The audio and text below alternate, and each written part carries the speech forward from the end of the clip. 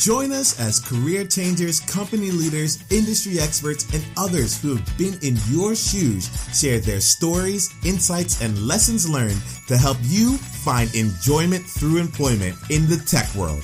I'm Nemo Ashong, and this is the Empjoyment Podcast. Empjoyees, how are you? No, seriously, how are you? Nemo Ashong here, and I'm just really excited to get a chance to talk to you all today, as you can tell from that singing introduction there. I think part of the reason why I am so excited is because I believe that this episode really touches upon something very important. When I was looking back at the takeaways, which I go ahead and I share on every single episode, you can go just to the episode empjoyment.com and then type in the episode number. So in this case, it'd be empjoyment.com/31. My mind went to a couple of different places. And I like that for these episodes because it means that the conversations we have are just full of valuable and actionable insights for you to put into place. And one area that I would ask you to pay attention to today is around how Elan found enjoyment through employment. We talk through his specific approach and his thought process to just focus his energies on the types of experiences that had the greatest opportunity to bring him joy. And through this conversation, it really helped uncover something that aligned very strongly with me. And one of the things that made me realize that I was experiencing that joy in my previous work, which was the type of problems that we solve on a day to day. And for some of us out there, some of us might know what our passion is, or some of us might know what our purpose is, and we want to align with that at work. Or someone might be more interested in the people that we work with and the environment that we have as a result of that. But I think one of the other areas is the problem that we get a chance to solve each and every day, or at least make progress towards solving daily. And Elan took some time. He was very gracious to break it down into tangible steps of what he did and what you can do to bring this to life. And his journey is from all parts of life, from military service to finance and now working in tech. And it's just something that I truly feel will help you all be able to move another step forward along your employment journey. So before we go into this episode, I have two quick questions and opportunities for you. Firstly, if this is your first time listening to this, or you've been listening to employment for a while, I just invite you to hit subscribe on iTunes or whatever podcast app you're listening to. If you're listening to this on the website, you can easily find us on basically wherever podcasts can be found over at just searching for Empjoyment.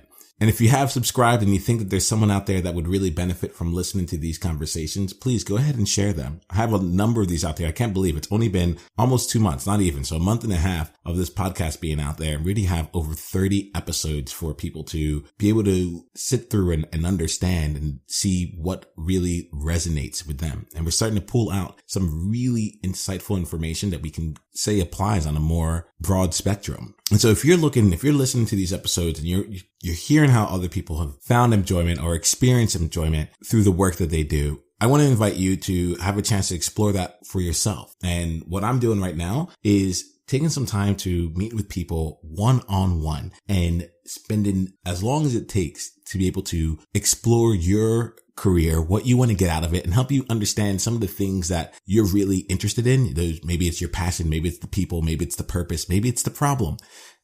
We should spend the time there focused on you and giving you an opportunity to really do what very few of us get the opportunity to do, which is to speak openly, to speak candidly, and to get someone who's utterly devoted to hearing everything you're saying. And to be honest, the things that you're not saying as well. I want to give kudos to everyone that has come up and decided to be a part of this complimentary coaching experience, which they got a chance to be a part of by applying at empjoyment.com/coaching. And part of the reason I want to just give kudos to them is A, I just enjoy meeting new people. I think that's something that brings me joy. I'm over here smiling right now. But B, they took a meaningful step forward. One of the things I like to say is we'll help you dream bigger than you've ever dreamed and take tinier steps than you've ever taken. And I got that from my coach, Rich Litvin. And to me, just being able to even just apply and go on and say, yes, I'm going to go and have someone help me explore what I want out of work and life. Well, I think that's a meaningful thing to do. And I want to make sure that I am acknowledging you for what you have done and for what that means for what you can create in the future. So thank you for letting me spend that time with you. Thank you for coming there and being so open and being so willing and taking advantage of this while it's available here in October. We have a lot of wonderful things coming up for you with Enjoyment, and I cannot wait to start sharing some of those with you later on this week. But for now, I think it's important that you get a chance to listen to this conversation with Elan Greenberg. Enjoy.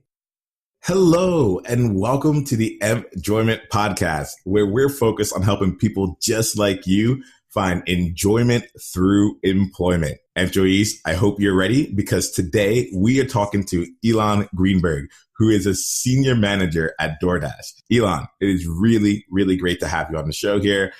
Love to get to know your story. Why don't you go ahead and say hello to employees out there? Yeah, hi everyone, and thanks, Nemo, for having me on. It's great to be here. It's great to have you here. We're excited to explore your journey here. But before we do, we want to just get to know you better. So would you mind taking us through your life, love, work, and passion? Yeah, for sure. So I guess I'm going to start with the passion part. So anything that takes me outside, takes me out into the outdoors. A little bit earlier this year, I spent the better part of a month with a real good friend of mine, actually, trekking through Nepal before I started my current job at DoorDash. So I got to visit Mount Everest, got to visit Annapurna, some really beautiful places on the other side of the planet.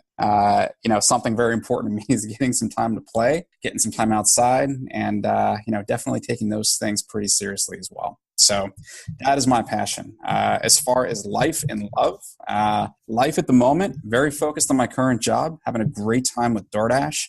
Tremendous things happening with this company in the New York area right now and across the U.S. and Canada too. As far as my love, just celebrated my 2-year anniversary with my wife, Erin.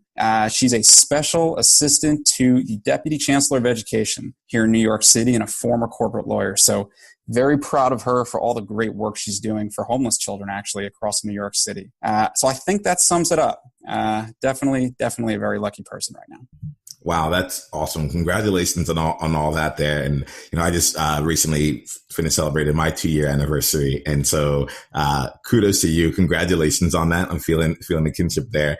And you were in Nepal. Like how was that experience for you? Tell me, I'm right now, I'm in Singapore, so I'd love to hear kind of it's on my list. Any places you recommend that I go check out? Yeah, for sure. So Nepal was on my list too. It's always been on my bucket list. And, flying into a nice high altitude airport like Lukla on a little tiny airstrip on the side of a mountain, and then trekking for days and days to one of the most famous places on the planet at the base of Mount Everest was absolutely a life experience I will not forget.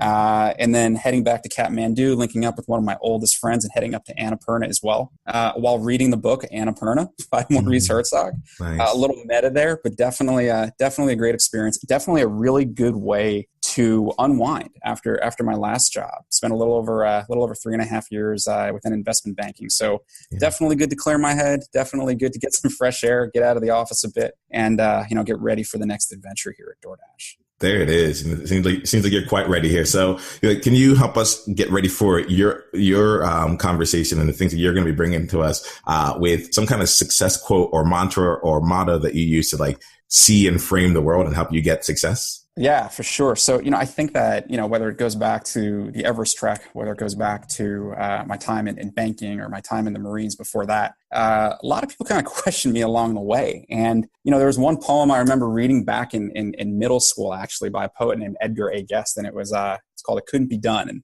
one stanza that stands out in my mind goes like this. It says, "There are thousands who tell you it cannot be done. There are thousands who prophesy failure.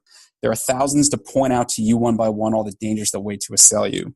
So just buckle in with a bit of a grin, just take off your coat and go to it, and just start in to sing as you tackle the thing that cannot be done, and you'll do it." So in other words, to hell with the doubters, focus where you want to focus, follow your passion, and just get it done. Nicely done here. So I'm I have to share the full poem over on the website there. But even just that stanza is makes you want to go do some pretty great things. Right? Oh yeah, no, seriously. And I'm sitting here. I'm like, okay, we're doing it. We are doing it. We're going to make we are making it happen here. That's right. And employees out there, I feel like that's such a fun place to start out here. So Elan, can you, let's see if we can make this concrete here. Give us a time when you felt that you were really living up to this stanza here and share with us an example or an experience from your life where this really came into play and you really felt like, okay, I'm going against, yes, I'm hearing these no's, but I'm still making it happen. Yeah, I'll take this back, I guess, to 2010. I was on deployment. I was in Afghanistan. It was the height of the war in Afghanistan. I'm in the Helmand River Valley with the Marine Infantry Battalion. And, I'm one of the Marine officers that's helping drive logistics for the battalion. So transportation, support, supply, aerial resupplies, things like that. And look, it was not nearly the same kind of work as, some of the infantry guys that were, walking out in the fields and going on patrols day in and day out. But there were definitely enough convoys and definitely enough interesting situations getting outside the wire to, make you step back and be like, people said this was going to be a little hairy. It was going to be a little dangerous. But ultimately, this is a place where I could do a lot of good. I could take care of a lot of Marines. I could take care of my Marines in the logistics section. I could spend a lot of good hours focused on a lot of good work, not just for the Marines that were there, but also for the local population. So I think, seeing the impact of some of that work in the moment for the 6 months that I was overseas is a good example of something that, if I listened to naysayers and I listened to people who told me that it's too dangerous, don't bother, I never would have had that experience. And, I look back at, I just turned 31 this past weekend. I look back at the last 31 years. That was a peak experience for me, heading overseas and feeling like I got to take part in history for a period of time too. Well, thank you very much for that. Thank you for that service there as well. And one of the things that I'm thinking about here is I also want to say happy birthday to you. Happy belated. Oh, thanks. On that note, right? What a way to celebrate on this podcast. On the Enjoyment podcast. That's yes, right. Exactly. Right. So it's clear that you've had a number of different things take place in your life and all throughout your career. I think I would like to explore that journey with you and we'll go back and forth on that there. But before we get into that, I think there's two places I'd love to explore. Firstly, it's the Enjoyment podcast. We talk about enjoyment. I'd love to know, what does experience and enjoyment through employment mean to you? Yeah, I'll give you a really good example that just happened a couple of weeks ago. So, I'm still close enough to my last career in a very traditional investment banking type role, right? To remember, what the grind like that felt like. And, what did it feel like to wake up on Saturday or wake up on Sunday and know that, you got a ton of work ahead of you and you're a little disconnected from the day-to-day, the business that you're supporting, that you're advising. I just remember what that felt like for a pretty extended period of time. Just a couple of weeks ago, I woke up on a Saturday and our company was about to launch a nationwide promotion that ultimately ended up becoming very, very successful for DoorDash. And it was Saturday morning. We were launching the promo on Monday. And I thought to myself, man, I got to wait 48 hours to get back to work. What a drag. That sucks. I want to get back to the office and I want to kick this thing off. And I'm really, really excited because I think this is going to go great. And it did. And I kind of had an aha moment there where I said, oh, this is what it means to love your job. This is what it means to be engaged with the mission, the core business, your coworkers, and to really feel connected to the organization nationwide. I mean, we're in dozens of offices across the country because we operate in a lot of local markets. But unbelievably so, I feel like I have certain connections with many of those employees in local markets that I didn't have in previous workplaces. So I think really enjoying your job is something I've really come to experience here over the last couple of months. And that's so sweet there. Congratulations on that. I definitely get that feeling where you're like, oh, I cannot wait to get back. I appreciate you putting that out there. And, you had said though that you were, in finance beforehand. I'd love to go back to that period of time just for a little bit here, not to the actual grind, but just to understand what it was like for you to make that transition there. So if you can take us back to the period of time where you're like, okay, I guess the first thing in my mind is when did you know it was time for you to make a change? When did you first get that feeling I think there's something new for me out there, whether it was tech or not, but it was just hey, I think it's time for me to explore something different. Yeah, for sure. And it's, it's probably a combination of things, but what I'll focus on is a little bit earlier this year. So as people know who spent, part of their career in finance, there is a bonus day year over year at every one of these big financial institutions. As a junior banker especially, you look forward to it because it's the reward for, a hard year's worth of effort, of long nights, early mornings, a lot of work on the weekends, a lot of missed family and friends. It's kind of the trade-off for putting in that commitment early on in your career. Previous couple of years, it had been a successful day. And this previous year was not as successful as I would have liked it to have been. And I think what I learned from that experience, I remember I went home that night, and again, I do not want this to sound like a woe is me thing, because I was always, connected enough with the rest of the country and other friends and family not working on Wall Street. Like, this is not me saying, oh, I deserve more and I should have gotten more. But it was more, why are you at this point in your life looking in the mirror and evaluating yourself based upon a dollar figure? And look, I think that a lot of people would have stayed there and stuck it out and tried to keep pressing, hoping that the next year was going to be better. What I learned from that experience was, I couldn't make decisions about my life and career based solely on money. That was not the kind of decision making that I was going to have in the future. So I came away from that experience thinking that I got to do something else. And I thought back to places in my career beforehand. So sometime at Morgan Stanley beforehand, sometime in the Marines, where my most gratifying experiences were where I felt like I was helping to build something, and I was contributing to something that didn't yet exist, that was going to be built, that was going to be better than it was beforehand. And being able to roll up my sleeves and get my hands dirty in an experience like that. So that is what I went looking for. I didn't necessarily go looking for the coolest new tech company. I didn't necessarily go looking for DoorDash in particular at the time.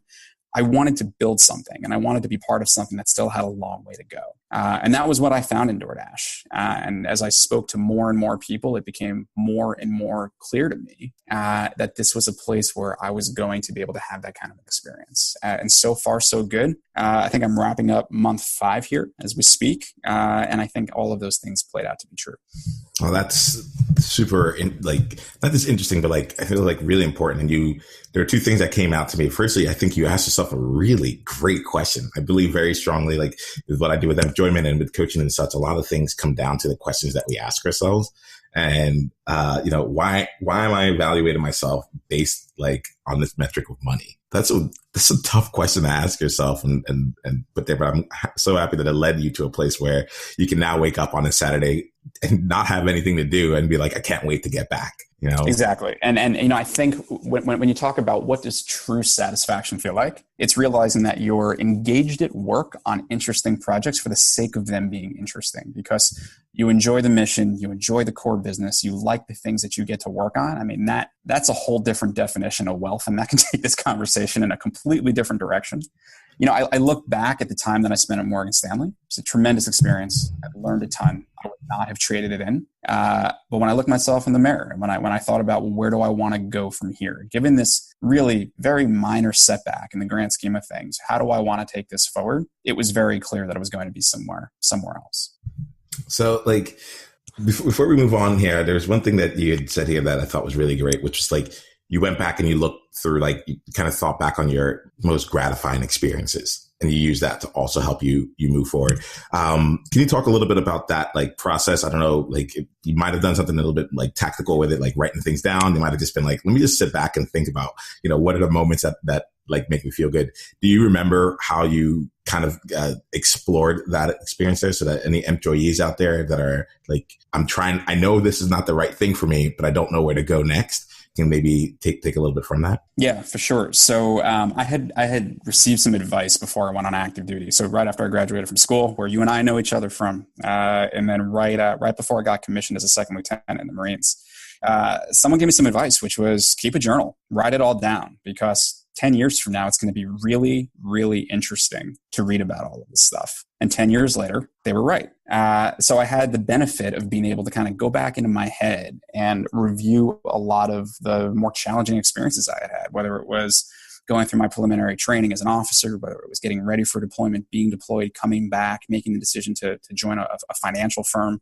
And some of the challenges that I had there, some of the successes that I had there, I was able to kind of think through in my voice at the time. What did I really like doing, and what did I not like doing? So having that written record, it's almost like going through a photo album. It kind of brings you back to the moment. Going through the journal brought me back to those moments where I had the greatest amount of satisfaction, and where the satisfaction was a little bit lacking.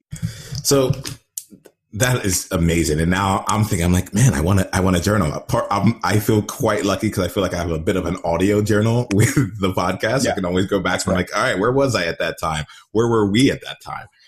And employees, I think this is really great here. Something that you may not have a journal. You may not have had a journal, but he brought up pictures. He brought up different things there. This aspect of just being asking yourself a really good question about what has brought me the most joy so far in my experiences. And I'll even challenge you to take it even beyond work. So if you find yourself consistently gravitating towards something and it keeps bringing you joy and you're like, this is how I like to spend my weekends, this is how I like to fill up my extra time, that might be a great indication as to like what you could be doing on your day to day and getting paid for it, right? So yeah, that's exactly right. And it doesn't, I'm not talking about writing, 1, 2, 3 pages at a time. I think this actually started off as 3 bullet points a day. Yeah. What were the highlights? What are the 3 things from the day that I'm going to want to remember? Some days were a line because I was pissed off about something, or I was scribbling this in the back of a book on a field exercise, and I would take it down after the fact. Sometimes it was some really good quotes out of books that I liked. Sometimes I felt like I wanted to get a lot of things out of my head and off my chest and put them on paper, which feels surprisingly good, by the way. When you want to tell somebody something, but it's not the most tactful thing, write it down. You feel like you kind of shared it anyway. So all these journal entries are very different. And your voice changes over a 10-year period. A 20-year-old is very different than a 30-year-old in how they write and how they think about the world. And I think a lot of the writing became a lot more informed as time went on, and I had a few more experiences under my belt to draw upon. That's awesome. So I love this here because it makes it even more tactical and like tangible. Whereas like employees, I think we can do it 3 bullet points a day. You can start your journal right now, because 10 years from now, when you come back and you read it, it's going to be pretty interesting.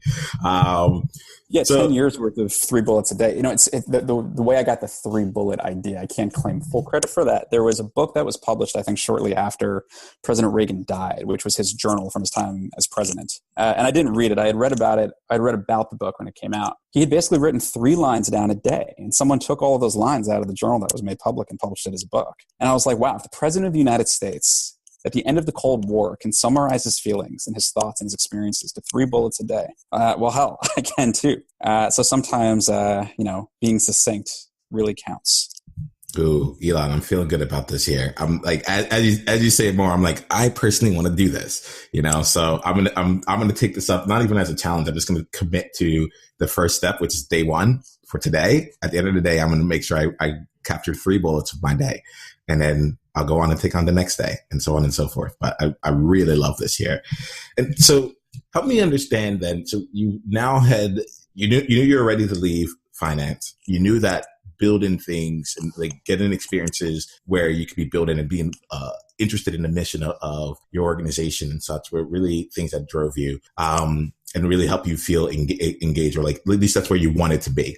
I'm curious as to what you're doing now. So maybe you can explain your role. Tell us more about your company's mission and what actually excites you about it all. And then I'd love to understand a little bit about how you transferred your skills from banking and finance over into the role that you're in right now. For sure. So I'll tell you a little bit about DoorDash first. So DoorDash is one of the fastest growing companies in what we call the on-demand delivery space. So when we think about the customers that we're trying to win and the customers that we're trying to provide a valuable product or service for, they fall into 3 buckets, right? Our first customers are our merchants who need a reliable courier service to help them deliver their products to their customers. That's our first audience, we call it. Our second audience is our customers, the customers that might be placing an order with us for food, for catering, for some other product that we're able to deliver. That's our second audience. Our third audience is our Dasher fleet itself, so our on-demand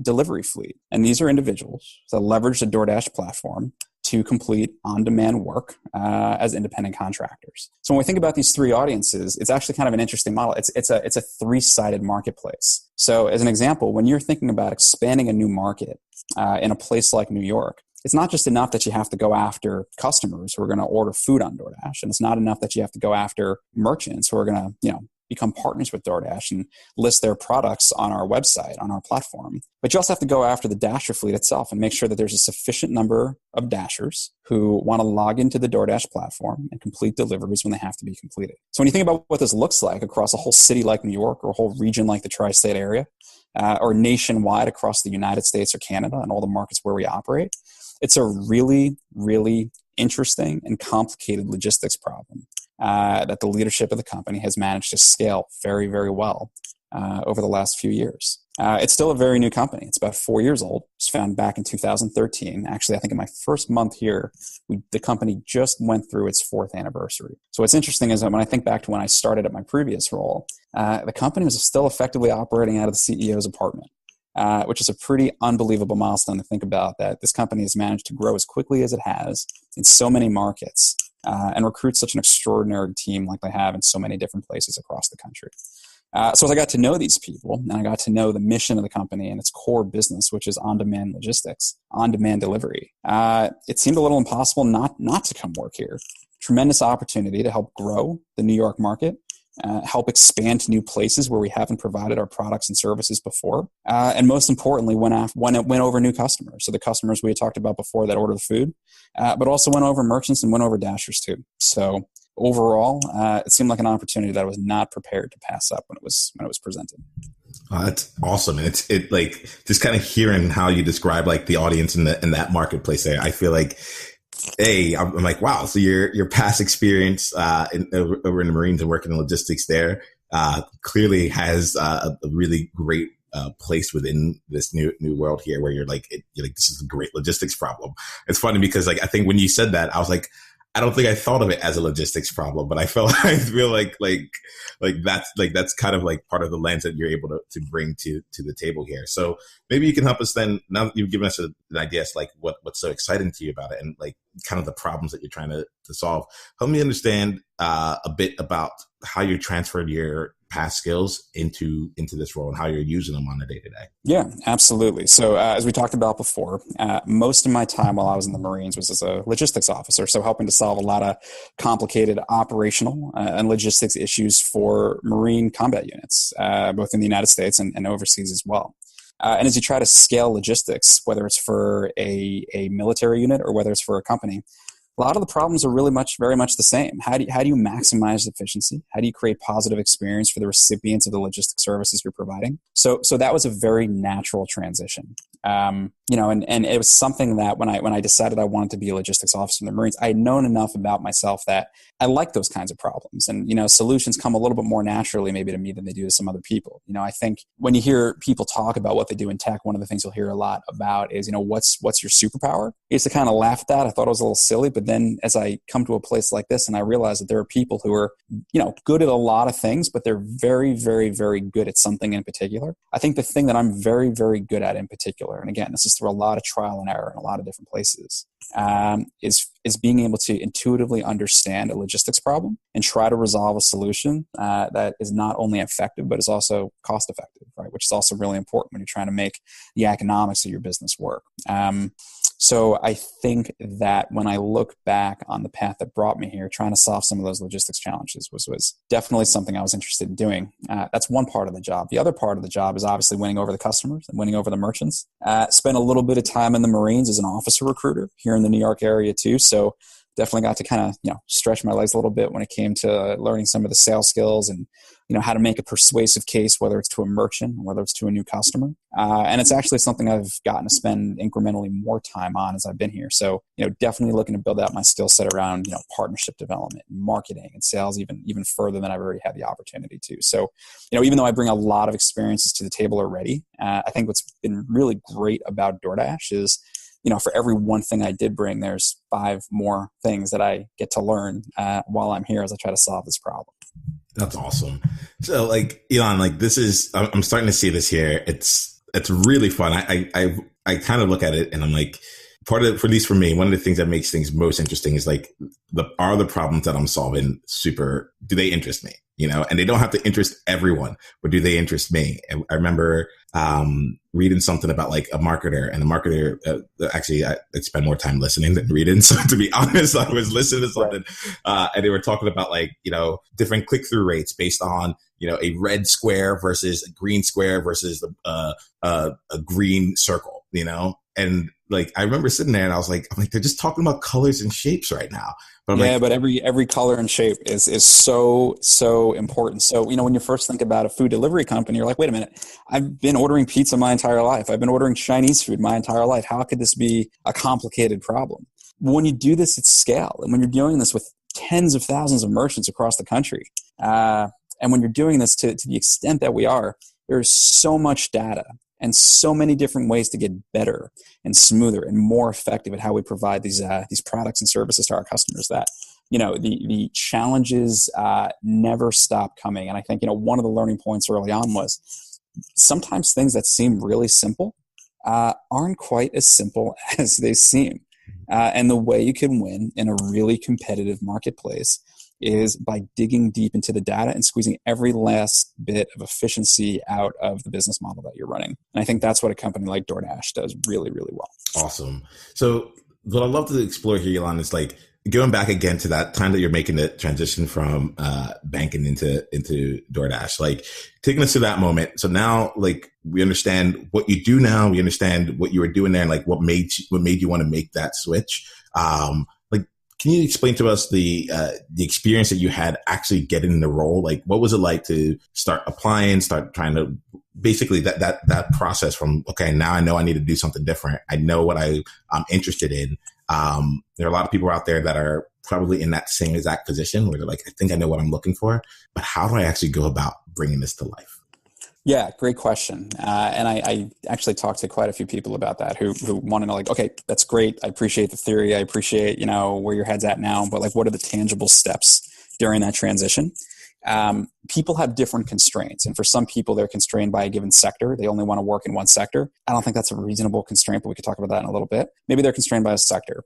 Maybe they're constrained by a geography. I happen to have been constrained by a geography. Mentioned earlier, my wife has a great job here in the city where she gets to do a lot of really great, meaningful work.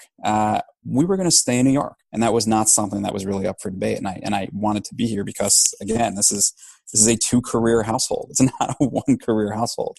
I was staying in New York, but I also knew I wanted to work at a company that didn't quite have everything just figured out quite yet, right? Does that make sense? Like, I wanted to work in a company that was mature enough that they had a lot of good things going already, but a company that still had a little bit of a ways to go.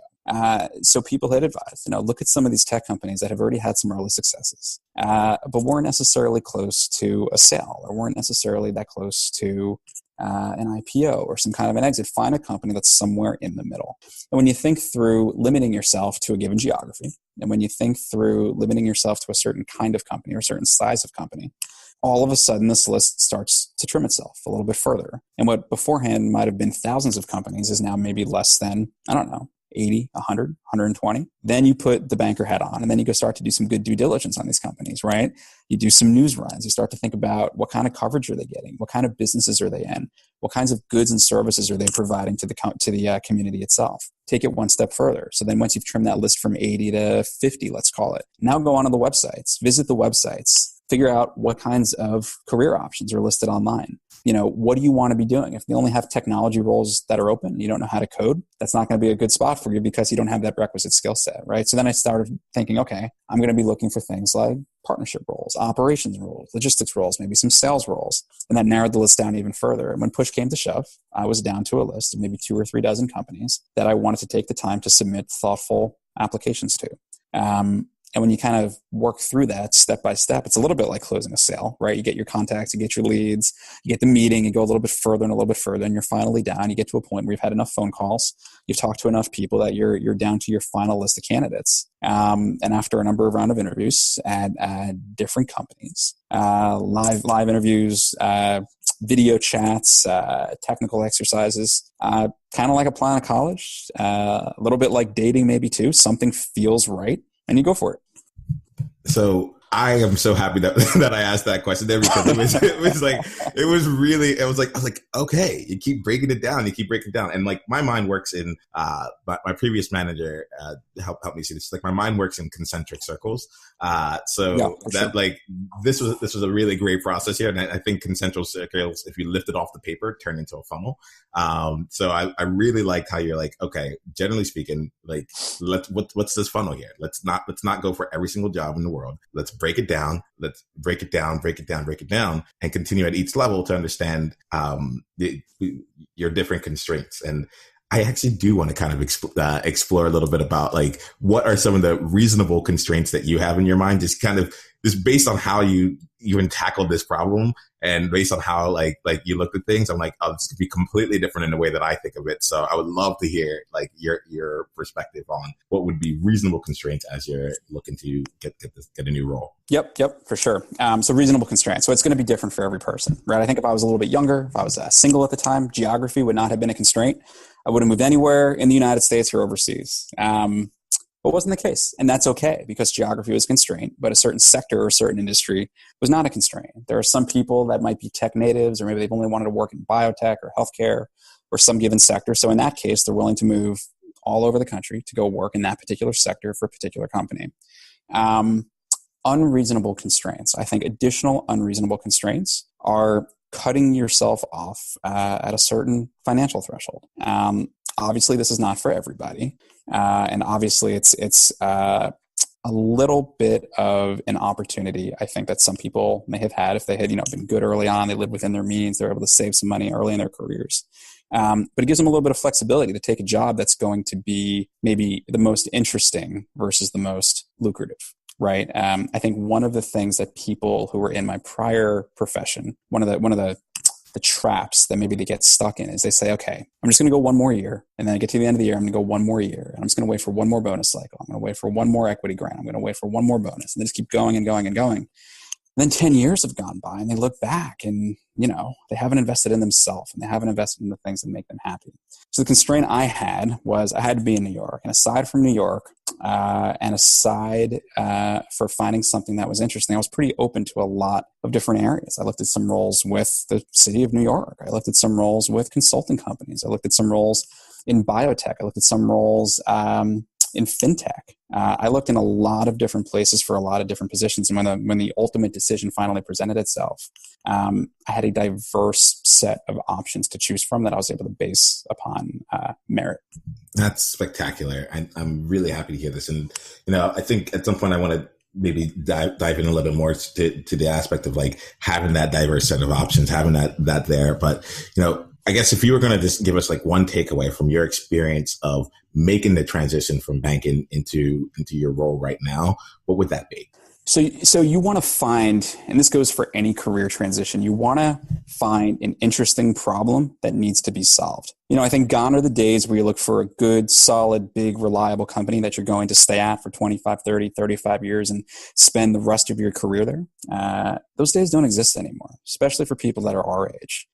We might move jobs or move roles more frequently than people did in the past. And, I think this point has been addressed with a lot of writing and books that have been published over the last couple of years. This is not new information, but I absolutely subscribe to the idea that what you're looking for is you're looking for what Reid Hoffman calls a tour of duty. You're looking for your 18-month, 2-year, 2.5-year, 3-year problem that needs to be solved that you're going to be able to leave your unique imprint on. So when you think about what you're looking for, that problem can present itself at all different kinds of companies in all different kinds of sectors and in all different kinds of organizations. So don't think that you can only go after one kind of role in one kind of place. Instead, it's not necessarily the seat you're looking to fill, it's the problem you're looking to solve. When you address the job search from that perspective, kind of turns it into a buyer's market. You're going out into the workforce and you're looking for interesting problems where you can help solve, that you can use your experience and your expertise to help solve in the moment. And I think that makes it a much more enjoyable and optimistic experience when you're going through the job search. Wow. I'm like, as you're saying this here, I'm like, that's it. Like what a cool outlook on it. It's like, it changes the entire thing. Employees, like if you're like, pause this, go back and rewind like the last 30 seconds to 60 seconds and listen to that again, because there is true insight in there. Like Elan, if I'm getting you right, you're not saying go out there and look for a logistics manager role or like an operations manager. Like that's not it. You're like, what excites me? What kinds of problems do I want to solve? And that and in the process of solving it, bring me great joy. And then I will find different experiences around that. Is that like, am I getting that? Yep, that's exactly right. So as I met more people at DoorDash, what was a very consistent message that came across was, we're looking for somebody with an analytical background, but someone who's also operationally minded that has some logistics experience. And I'm thinking about this, I'm like, this is me. Like, this is me to a T. And we need that person to help grow and scale our New York business, because we're about to resource it very, very heavily. And it's game time for New York, is what one of the senior managers said. He said, it's about to be on in New York. Are you the guy to help take us forward? And I'm like, all right, now he's speaking my language. I know what problem needs to be solved. They're going to give me a lot of rope to play with, and I'm going to go out there. I'm going to solve that problem. I'm going to help grow this business the best I can, as quickly as I can, and help bring this product across the tri-state area. And that was what I signed up to do. I didn't sign up to be a logistics person. I didn't sign up to be an operations person. I signed up to help specifically grow a part of this company in a given region, leveraging the experiences I'd had in the past. But similarly, when I got here, I said, look, like, to come to a technology company and to not become more technology oriented while I'm here would also be a waste. So when you think about the new role you're taking on as well, you also have to owe it to yourself to think, well, what else can I take from this experience? What else can I learn while I'm here? In my case with DoorDash, it's understanding certain analytical tools that I didn't know how to use before. It's understanding more about growth marketing and how we win over customers. It's understanding more about sales at a technology company, which I haven't done before. I've done it outside of a technology company, but not inside a technology company. And it's also understanding product. I mean, I think product is one of the most interesting things we do here. How do we create product that's going to be easy to use, but also functional? And it's also going to help us drive our business, right? I had no experience with product before. Why would I have had experience with product at Morgan Stanley? Why would I have had experience with product in the Marines? But I'm definitely getting some product experience here too. Only a couple months into it. But I mean, some of the wins here, I think, of the company that I'm most proud of are some, minor tweaks to tools that people use every single day that, when done at scale, dramatically improves their experience on our product. So very excited about some of that stuff too. Ooh, this is good. This is good stuff here. So like, Elan, I'm feeling this I'm feeling great about how things have gone so far. And I'm feeling really great about your experience here. And I think that, in hearing the way that you're approaching this, there's been a lot of success in various ways for you. However, I do also know that part of the journey is getting the role, maybe that's as a career changer or just changing your job into something after being in tech. But then there's the other side of it, right? Once you actually get there, and you start experiencing things. So I would love to just get the picture from you around a roadblock that you encountered on your journey. About employees, what are in our minds right now. If you wouldn't mind taking us to a moment in time, sharing with us an example that you faced a roadblock, a challenge, maybe even a failure, and along with that, the steps that you took to overcome it. Yeah, for sure. I've definitely spent a lot of time thinking about this. And I think I've been lucky in that people have helped me get over those roadblocks relatively early on. I'll give you two. So the first roadblock, going from being an active duty Marine to working at an investment bank, certainly had some roadblocks, right? You come from an environment where, as a person in your early 20s, you're already kind of in a middle manager role in the Marines. And then you go to being a post-MBA associate year zero at an investment bank. It's going from one place on the totem pole to a different place on the totem pole. You're kind of back at the bottom. And that required a little bit of a change in thinking. And luckily, when I was at Morgan Stanley, a lot of tremendous affinity groups within the company itself, one of which was the Veterans Network. A lot of more seasoned, experienced veterans at the company that, whether it was over beers or coffee or lunch or whatever, helped me along and said, these are things that work when you come to an environment like this. These are things that you can take with you from the Marines. Be great organizationally. Think through your actions before you take them. Think about the second and third order effects of the decisions you make. Always act professional. Be independent. Lead your team. All these good things. But there are also some things that you had to leave behind, right? Not everybody at a bank wakes up at 5 o'clock in the morning, right? The bank's pretty empty until about 9 or 10, right? For example, there's certain ways you communicate on client calls. You're not necessarily the loudest, most robust person in the room.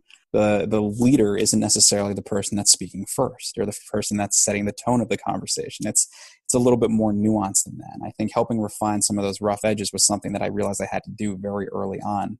People were kind enough to point it out. So as you're making a career transition, ask yourself, what can I take from my last place, and what are some of the things that I need to fix or adjust or put in my pocket really early on, so to avoid not making some of these unforced errors. That's the first example.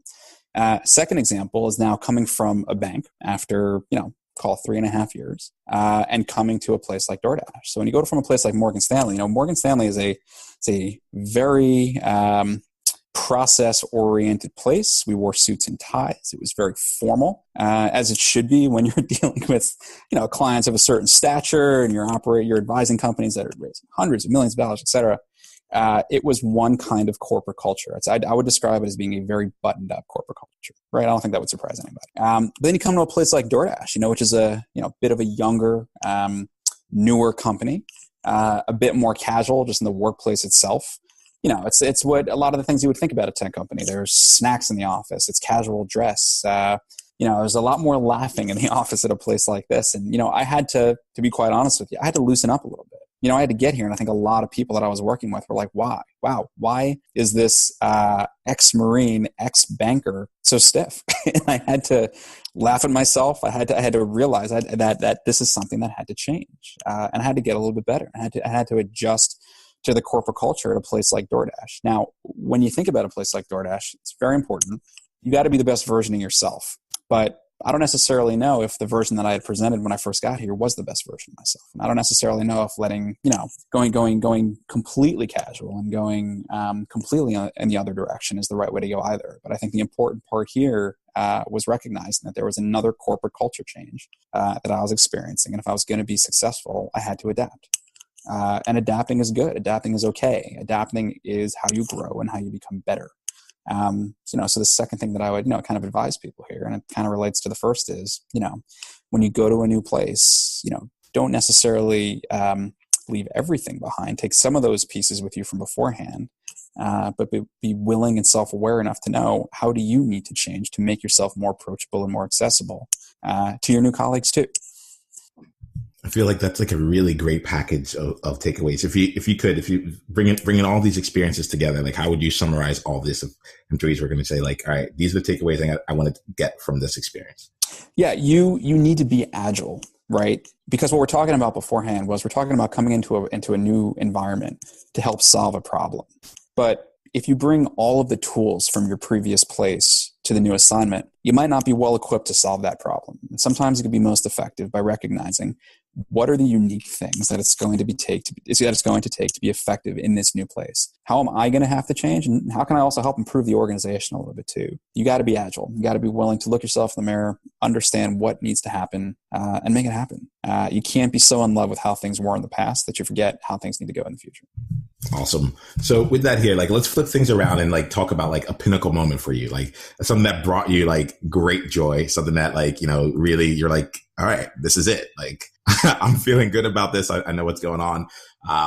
And basically you just felt like you did really, really well with that with that project. And for you, it might actually be like, tell us about a problem that you solved that really brought you great joy. So whatever it is, we'd love to see how enjoyment has manifested for you through an actual experience. So would you mind sharing something with us? Yeah, for sure. I'll give you two examples of this. I think the first example was flying away from my fob in Afghanistan on my deployment. I think it was like midnight on the last day of my deployment, watching this little speck of dirt disappear further and further and further through the window in the back of the helicopter as I flew away and started my trip home. And I was really, really proud of that experience and really happy that it had been completed. And also just really grateful that of all the Marines that I had brought there within the logistics section, everybody was going to be coming back the way that they had come. That was one peak experience for sure. I think the second peak experience was an experience at Morgan Stanley where a deal, an M&A transaction that I had been working on for a very, very long time, almost a year and a half, had finally come to fruition, had finally been announced. And when the buyer of the company that we were representing, that we were selling, actually called up my managing director and said, look, we've worked with a lot of banks. We've done a lot of deals. This deal got done because of your associate, meaning me. And he called me up within a few minutes to tell me that.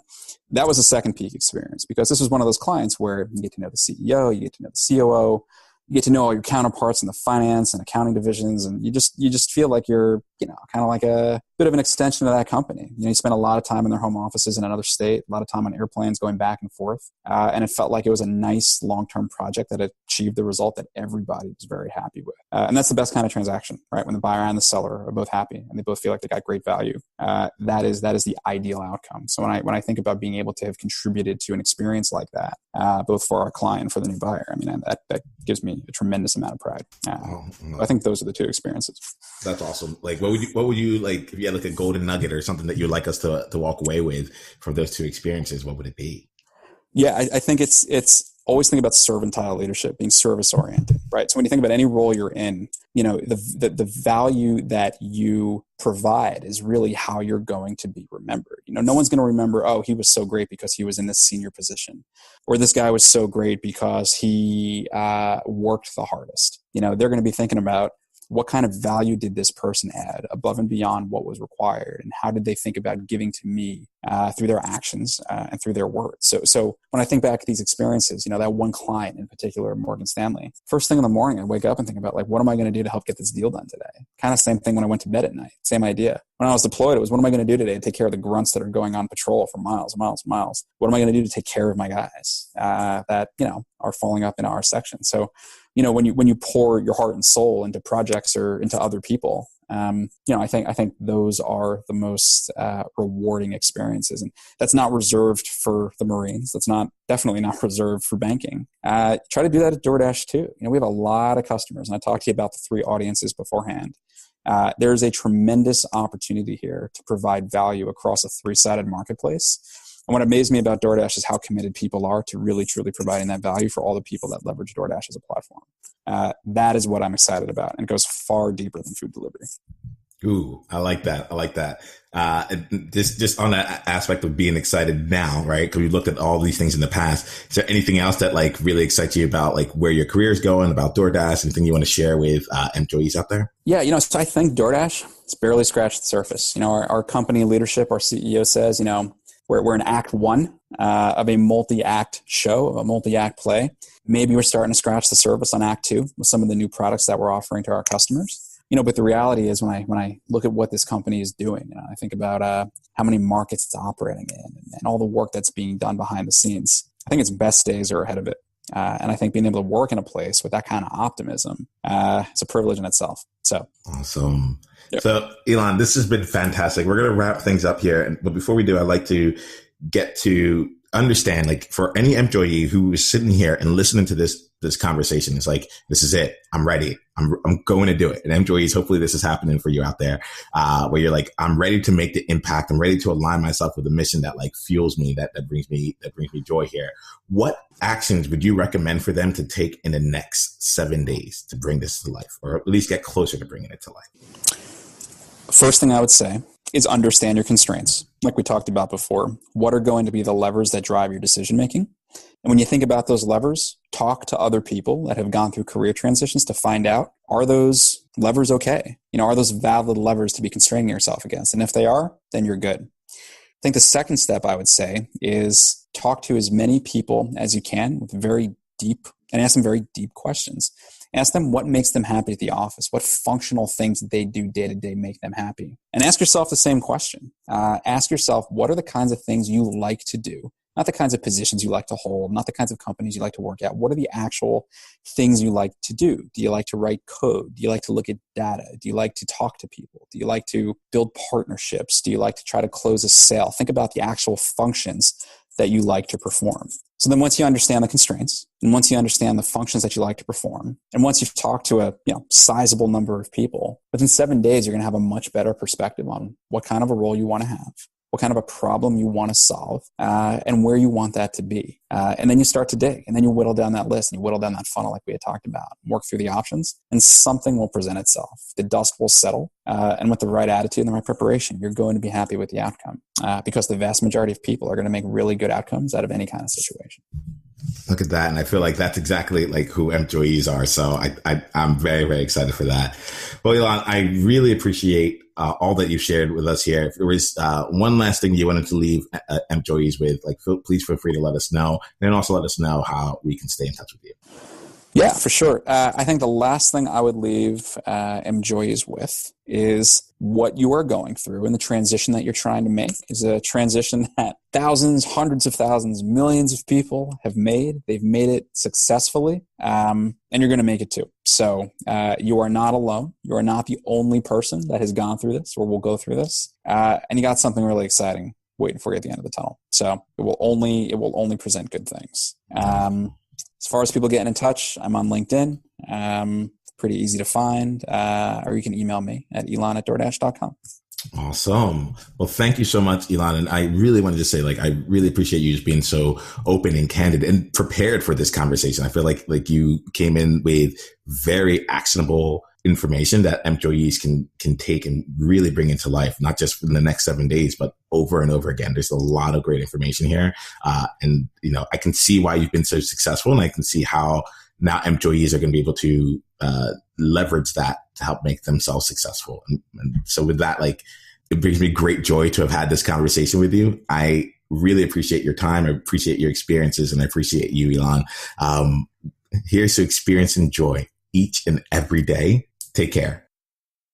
So employees, what were your major takeaways from today? I want to hear about it. If you can come over to the employees Facebook group and just let us know what you got out of today's episode, that would be spectacular. We just like to have discussions. We like to get to know each other, and we like to take these conversations to the next level. In terms of this specific episode, if you'd like to come and share your thoughts, regardless of when you happen to listen to this episode, you can just go into the employee community over at employees.com. That's EMPJOYEES. So employees, but with more joy in it. And just use the hashtag joining31 and answer this question. What is one deep question that you have asked or will ask someone during a coffee chat to get a better understanding of the role, company, and problems you can solve? This was really about going beyond just the surface level of questions that you might already even think you know the answer to, and really spending that time with someone to truly show your interest by being interested in what the role really would take and what kind of skills it would really need and whatever else is on your mind. So we'd love to start up a quick repository of some great questions that people have asked or have been asked of themselves. And we'll use that to help provide a resource for all the rest of us employees to be able to make more of each experience that we're spending with others. So come on over to the employment community over at employees.com, or you can also just text the word employees or employment, I should say, to the number 33444, and we'll make sure you get hooked up with the moves right from there. I'm so excited for you. I'm so excited to continue this conversation. And as we head into November, I would love to hear back from you. I'd love to hear some feedback from you. So if you want, you feel free to go ahead and go to enjoyment.com/feedback and leave me with a message as to what I can do to help make this a better experience for you. All right. This is through the podcast. We'll get ready to introduce workshops. I don't even know if I want to keep going with all the things that we're planning on. I think we'll leave it at this here. That's just a little bit of a teaser, and we'll come back in a couple of days with some more great things. All right. Here is to doing the things that bring you joy each and every day. Take care, employees.